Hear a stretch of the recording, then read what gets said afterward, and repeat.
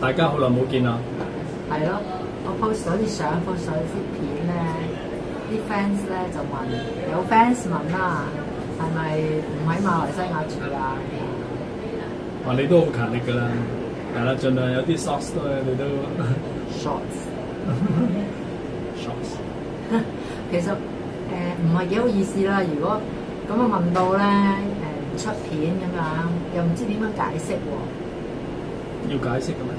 我哋又唔係一個工作嚟嘅，你想去邊，想影乜嘢係嘛？想表達啲咩 share 啲咩嘢，我哋好隨意嘅啫。啱嘅啱。但係啲朋友 subscribe 咗咧，咁我哋又一直都好耐冇片出，咁間唔中咧啲 fans 又問下，你哋去咗邊啊？點解咁耐唔出片啊？好出片喎，又好似一個我又有啲壓力咁樣。我哋適當時候就會出現嘅，嚟飲杯先。適當時候飲杯白酒。我哋咧今日嚟到呢個地方係叫貴州，貴州嘅苗寨。繼續講。其實呢個千戶苗寨咧都有成2000年嘅歷史㗎。你要介紹呢個苗寨咩？嚇？唔係，不過咧我即係嚟到先知嘅，因為我冇做功課咁樣過到嚟。係啊，阿小田生不嬲都唔做功課，咁我又唔係，我做功課，但係如果我一做咧就做得太多，咁所以咧我哋出片咧又好似好悶咁啊！啲人唔係好中意聽呢啲介紹㗎，咁所以咧就諗嚟諗去，唔知道點樣出嗰啲片，講咩題材好咧咁樣。唔係，其實咧嚟呢個大陸旅遊咧，我覺得都好多嘢講，因為咧，因為我發覺越嚟越多馬來西亞朋友啊，係啊，都會過嚟呢一度，即係翻嚟大陸玩啊。我明明叫你帶團嘅啦，叫你寫團嘅啦，咁我哋好多馬來西亞朋友話要嚟玩，跟我哋玩咁樣，你又唔寫團咧，又好難嘅。嗱，舊年我哋就帶咗一團，咁咧就馬來西亞出發過嚟去咗雲南啊！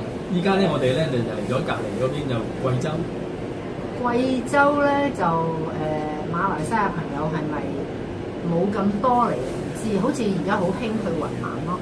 哦，係啊，雲南比較熱門啲。上次我哋去雲南咧，記唔記得我哋喺車上面仲見到4個 auntie 咧？咁啊，都係馬來西亞嘅。係啊，咁佢哋自由行嘅喎。不過佢好在咧，因為佢識得中文，佢識得睇中文。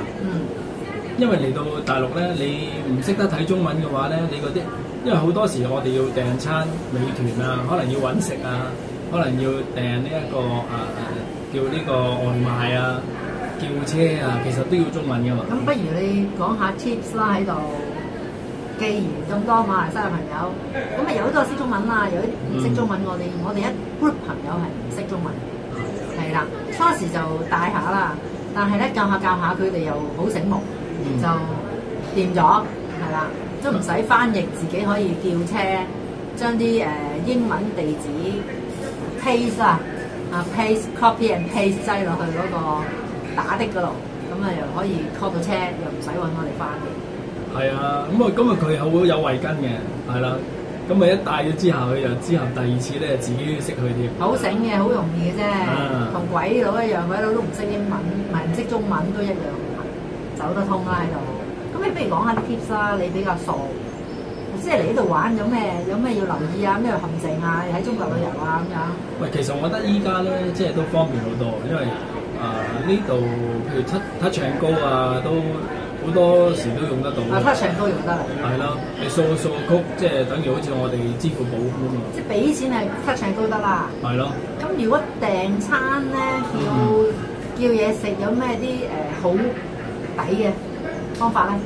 咁好抵嘅一定係用美團啊，或者係大眾點評啊，兩或一。即係好似今朝我哋其實喺山上面嘛，呢度係西江千戶苗寨，咁都好值得嚟嘅。咁我哋揀嘅 hotel 咧係喺個山頂上面，行一段路，再行98級樓梯先上到去，好高嘅，因為要睇嗰個雲景啊，要睇一啲好靚嘅遠景咧就高啲啦。咁但係我哋叫嘢食咧就有困難啦。我哋問嗰個酒店嗰個前台咧，佢就話你都係叫麥當勞或者係 KFC 穩陣啲咁樣。點解咧？因為佢哋自己落去食飯嘅，咁咧就好多嘢食噶嘛，一出去已經好多嘢食噶啦嘛。咁啊就所以變咗佢哋如果通常懶得閒嘅，可能就會先至會叫呢個快餐咯。我你都冇答到我咩穩陣啲呢樣嘢，佢話穩陣啲，因為佢只係叫 KFC 同埋麥當勞，其他咧佢唔會叫嘅，佢只係咧出街食嘅啫。即係冇得叫。佢唔會叫咯。因為我冇叫啊，係都係田生叫，我唔知啊，但係美團咁樣咧，佢免價咧，佢一個套餐就50蚊啦。咁咧就佢有一啲優惠券，你要用咗優惠券咧，咁咪又平咗10幾蚊。咁我見今朝嗰個麥當勞送上嚟咧，見到佢啲單咧原價50蚊5毫喎。咁但係你俾咗錢就俾咗37個半喎。美團咪有好多補貼嘅，咁啊啲平台咧，依家其實內卷得咁緊要咧，又有美團啦，又有餓了麼啊，即係基本上佢哋有可能仲有其他啲外賣平台嘅，咁啊但係咧變咗大家鬥競爭嘅時候咧，佢哋會出啲優惠券出嚟。咩叫內卷先？內卷其實大家都聽過啦，即係咧大家唔係嘅，有啲人未聽過㗎。哦，因為其實互相競爭之下咧，即係佢哋呢個又出優惠券，嗰個出更加多嘅優惠券。咩叫卷啊？咁唔係蛋卷喎。令到佢越嚟越哇捲埋一齊咧，捲到大家都其實鬥平，好似我哋而家消費者咧就最着數咯。即係咩卷啫？你係？咁即係競爭得大，係啦咁嘅意思。嗱，其實好似依家譬如你叫外賣，咁我哋有好多優惠啦。咁啊，同埋咧，美團嘅話咧，其實好似呢啲嘅平台咧，我哋都係睇到，附近有啲咩好嘢食喎。譬如你而家中意食粉麵，咁我可以撳個粉麵咁樣咧，咁啊佢就知道附近有咩粉麵可以介紹俾你啦。有時咧，你去餐廳食嘢咧，你唔係喺餐廳當場去點餐，係打開嗰個美團 app。睇下呢一間餐廳有冇優惠，直頭喺上面買 package 都得，買套餐都得嘅。咁咧嗰個套餐咧就會平過你當場喺現場喺度點嘅，咁啊。咁即係話嗱，我哋頭先就係講外賣，依家你講嘅咧就係堂食。係啦，堂食嘅話咧就係啦，打開個 app 咁啊睇下有冇啲套餐。咁可能咧，我喺堂食嘅話就咁點啦，唔經平台點嘅話咧，你可能叫咗好多嘢嘅。咁加埋條數出嚟咧就會貴啲，但係咧如果我哋喺美團咁樣點入去嘅話，買啲套餐嘅話咧，佢通常咧就2人套餐，咁可能有好多小食有其他嘢配埋一齊咧，你加埋就平好多。OK， 咁食就係咁啦，咁仲有啲咩要留意咧？其實一個美團啦，一個譬如起碼要 download 啲 app 先啦，係啦 ，download 咗美團啦 ，download 埋嗰個咁呢個肯定要 download 啦，呢個唔使你教啦。咁你出門之前你教好晒佢係嘛？咁咪 OK 咯。仲有咩咧咁樣？叫車咯，係啦。叫車。咁叫車就算美團都可以叫得車㗎。你好似譬如我哋高德地圖咁啊，我用開高德地圖嘅，咁你又可以叫車或者你可以譬如話睇下，即係好似 Google Map 咁咯，你可以設計你個行程睇下個路線圖點樣咧。Google Map 同埋高德係有好大分別。但係用途就差唔多啫。叫得車喎。咁啊係 ，Google 就叫唔到車。但係高德係可以 call 車啦。係啦。仲可以有咩 function 啊？好似好多下。其實好多嘅，佢哋啲高德有冇叫嘢食㗎？我又未試過，但係因為佢哋咧啲 app 咧係，譬如好似123，我哋依家譬如訂火車票12306嘅 app 嚟嘅，咁咧就呢頭訂火車票，咁佢有掣又叫你如果訂酒店又可以撳入去，訂車又可以你撳入去，租車或者可能係。呢個叫滴滴打的嗰啲咧都可以撳入去，所以其實佢每個平台咧都會，譬如話你叫外賣，唔係淨係叫外賣嘅，即係叫嘢食之外，仲可以叫埋車，可能租埋酒店咁樣，都係入面搞晒都得。即係大家咧出發之前就自己 study 下啦，就究竟每一個 app 咧，佢除咗 call 車之外咧，仲有啲乜嘢？因為大陸嘅 app 咧實在太神奇啦。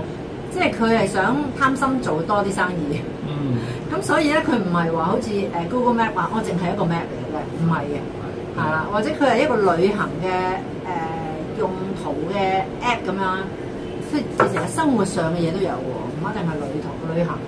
咁啊好方便咯。係啦，唔同嘅 app 咧，佢都會一路加好多類型嘅服務俾你，咁你哋自己去 search 下。試過咧，阿田生嗰個用緊嘅 app 咧，佢 call 車 call 唔到嗰刻，佢就叫我喂你 call 啦，咁樣我就用微信嚟 call 嘅。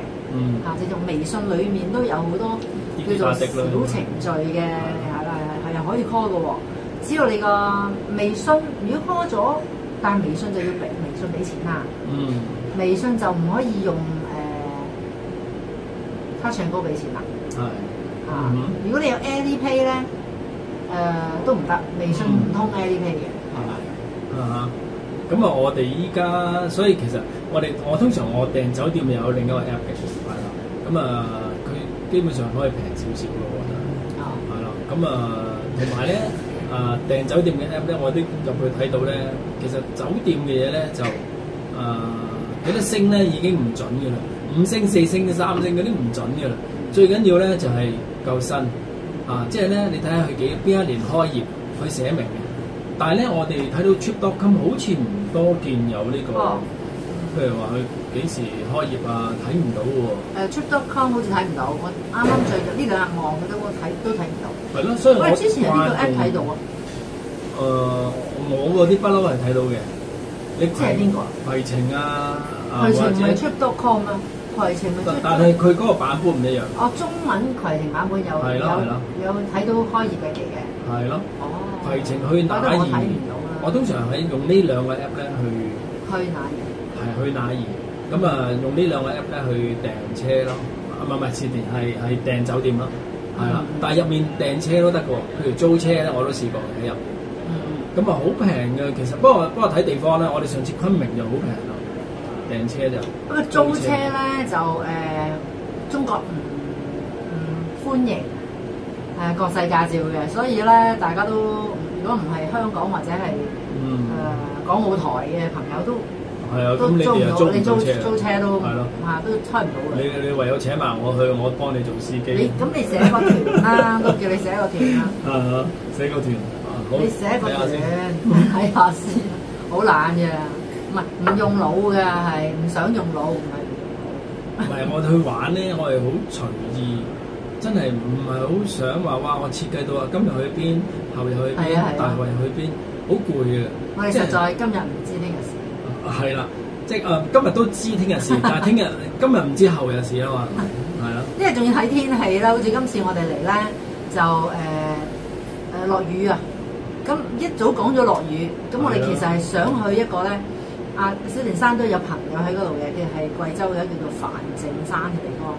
咁但係到依家呢刻，我哋都未知去唔去到，因為係講緊落雨啊嘛。同埋上到去會比較凍嘅，但係上到去真係仙境咁咯。好靚嘅，真係好靚好靚嘅。咁咧，我朋友話最好就夏天去啦，因為貴州原來咧係一個避暑勝地。所以咧，我哋今次嚟依家係11月份啊嘛，咁變咗，所以會比較凍啲咯。我哋睇下過2日有冇機會啦。如果佢唔落雨，我覺得係可以嘅。聽日咧，我哋係會去一個叫做烏冬苗寨。烏冬苗寨白岩嘅地方。咁咧呢個苗寨就比較唔商業化嘅。比較小眾啲。我哋而家身在呢個地方叫做西江千戶苗寨咧，就係全中國最大嘅苗寨啦。係啦，好有1000幾戶人家喺度有人住，但係佢就好商業化。咁我哋想揾一啲咧唔商業化嘅地方去靜咁樣影啲靚相睇住啲霧喺度飄嗰啲。其實商業化咧就佢有個好處就係熱鬧啲咯。唔商業化咧，你就會覺得靜啲，可以喺度即係睇下書啊。唔係淨係靜熱鬧啊，係商業化同唔商業化咧。對於旅行嘅人都好大嘅影響，要留意嘅就係咧，有啲人咧係唔可以去一啲太過農村嘅地方嘅，如果你唔去中國嗰個 difference 太大啦。你一係咧就好商業化，一係就完全唔商業化，好似農村咁。所以咧，今日我哋去呢個，而家去呢個地，而家呢個地方西江天湖苗寨咧，同埋聽日我哋去嗰個地方咧，係兩個世界嚟嘅。即係大家要知道自己去邊，如果唔係咧，你就會唔啱啊，好悶嘅，有啲人會覺得。係啊，其實商業化有商業化嘅，係啦，你係方便。係啦，你唔商業化嗰啲咧，你飲杯酒、飲杯啤酒，你都買唔到嘅，分分鐘。係啊。咁啊，另外我哋講緊就係即係聽日我哋而家都未知道會唔會叫車去定係租車啦。不過租車呢度好似比較貴啲。哦，租車，我哋租車嘅意思，我哋自己開車啦。係啦。咁就可能我哋網約車過去都要40-50分鐘啊。40-50分鐘嘅網約車，即係 Grab 車。咁 Grab 車咧就幾多錢啊？我未睇價錢，但係如果照計應該都要80-90蚊人民幣。OK。但仲有一個方法咧，就係咧，我喺小紅書見到咧，有啲後生仔司機咁樣，自己一個車啦嚇，個車咧就係乾淨㗎，完全冇煙味啊，300蚊一日啊，喺貴陽成個貴陽，唔係貴陽，貴州成個貴州就帶你去邊度都得，咁你自己諗去邊度，咁咧但係你要俾佢住咯，因為佢可能要跟你幾日啊嘛。咁佢計你300蚊一日，唔計時間咁，我就見到咁樣。其實都抵啊，300蚊即係佢淨袋啦。咁啊，只不過即係包佢住，包佢食啦，當。有冇寫包佢食唔知？咁食都有限啦。住一定要包係啦。係咯，咁啊有錢佢都唔包嘅，總之300蚊佢係淨袋。路費唔包，有錢唔包。但我就見到我都心喐喐咯，因為唔使諗嗰個相嘛，因為上落行李啊嗰啲嘢啊。因為我哋而家咁樣冇車咧。段車要自己 call 咧，就行李要自己搬。咁啊好彩呢啲嚟到呢苗寨咧，就係因為上咗山啊，因為自己拎住個行李嚟上山咧，你係唔想，你會覺得哎呀，我去錯地方。唔係，所以要做定功課就係，譬如好似我哋去我哋去雲南麗江古城咧，又或者嚟到呢個苗寨都好咧，即係咧佢個特色都係呢個地下都係啲石仔路嚟。咁你拖喼咧就好麻煩，我諗碌都俾你即係碌爛嘅，即係係爛咗你個碌，唔係爛咗笪地。咁啊就所以變咗最好越輕便越好啦。如果唔輕便得到嘅話咧，即係你都可能有一件細行李咁啦。咁我覺得即係你事先都要同呢個民宿嗰邊溝通啦嚇，因為佢哋咧通常都有呢一個接送你啊，可能接送埋你啲行李呢個服務嘅。咁可能有啲要收費啦，但係大部分都即係都包埋嘅。非常好嘅一樣嘢咧，就係你同阿田生講話同民宿溝通嘅嘢。你 book 咗咧，你加咗佢微信咧，其實佢就好喺微信直接同你講噶啦。我呢個方面個安排啊，服務一流嘅，即係其實係冇得彈嘅啦。講真，即係佢直頭係話晒俾你聽點樣去啊。係到時候邊度等你啊，約定你啊，好似我哋呢啲上98級樓梯呢啲咧，其實佢就係約定你喺度，你幾點鐘去叫佢幫你攞住個行李都得㗎啦。咁琴日咧就係佢接咗我哋件行李，就揾阿小哥幫我哋，佢哋抬一上酒店，係啦，跟住我哋就自己去食嘢啊，去玩先咁樣咯。係啦，係啦。咁好方便到我哋啲遊客咯。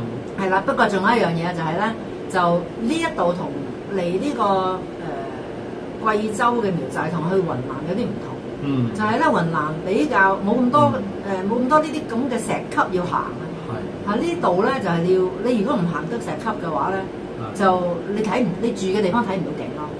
OK 嘅，你日頭你去觀景台影相都得嘅，都靚嘅。但係你住嗰個酒店你就唔可以坐喺度，唔可以挨喺張床度望到呢個景啦。咁係啦，即係。睇隨意啦，譬如真係可能你哋要揾酒店揾民宿都好咧，即係啦，都要可能呢方面要做多少少功課啊。係啦，但係好似你話如果跟我哋去玩嘅話，大家有興趣都可以嘅。但係如果跟我哋去玩咧，你就千祈唔好俾意見，你係冇機會俾意見，係可以俾意見，因為咧一俾意見咧就玩法唔同啦。即係我哋夾啲朋友咧都係你話晒事啦咁樣。如果我跟佢咧，我就佢哋話晒事嘅。係啦，佢跟我哋咧就我哋話晒事，係要咁樣夾到嘅人咧先至可以嘅。如果唔係，就先至可以開心，唔介意。如果唔係嘅話咧，即係好多意見嘅話咧，就難夾啲。同埋我哋咧講緊民宿嘅話咧，我哋依家其實因為嚟呢個時間係淡季啊嘛，咁變咗咧，我哋可以嚟到咧，即係睇咗個民宿之後，慢慢揀究竟呢間乾唔乾淨咧，係啦，或者個景靚唔靚咧，你揀到你得為止都冇問題。你咁樣嘅話就帶唔到人㗎啦。唔係呢個咧，唔係呢個咧，我就唔係帶佢哋，即係譬如帶朋友嚟玩，今日唔會揀，慢慢揀啦。但係我哋自己嘅話咧，即係有時自己人可以睇下。其實你飲杯咖啡先㗎嘛。因為呢度啲民宿係依山而建嘅，咁啊變咗即係咧，佢係沿住個山嚟即係起上去嘅，變咗你越高，其實越景越靚，係啊。咁可能有啲嘅民宿咧，佢哋係即係喺比較低層啲啦，就冇景咯，你好方便入到去。但係咧，你如果越高嗰啲咧，你係辛苦啲，但係咧佢又裝修得好喎，係啦。我哋其實頭先行嗰條山路都好別致嘅，見到啲裝修嗰啲真係幾唔錯啊。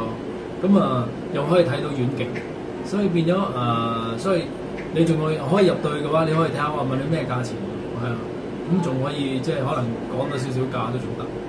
我哋其實而家咧就係喺一個咖啡店嗰度飲咖啡嘅嚇，咁咧就後面咧就都影到少少寮寨嗰啲屋咁就唔覺話唔知講乜嘢講旅遊啦嚟咗呢度，咁同大家 say 個 hi 咁樣。下次有機會再見啦〜